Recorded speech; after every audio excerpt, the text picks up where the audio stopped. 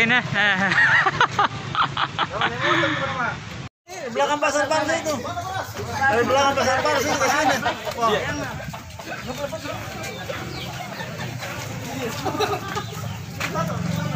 Iya.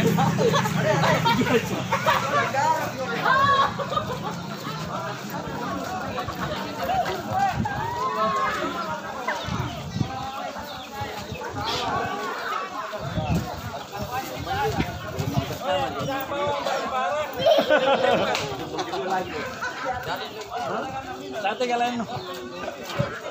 Setelah ini masuk ke pantai. Jelas, itu nih. Satu, tiga. Oke.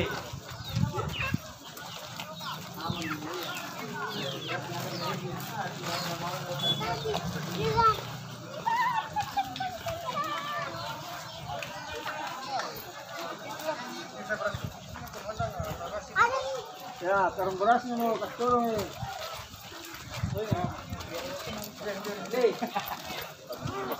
Chandra nih. Bantuan. Mantap. Banjir. Kira bang pertama.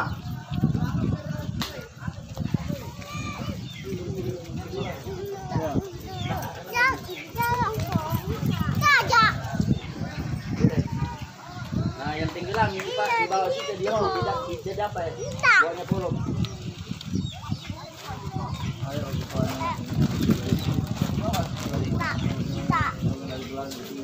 Mantap. Gojek Makassar, Ewako. Mantap. Mana yang bonus kah? Banyak sekali gojek. Minta.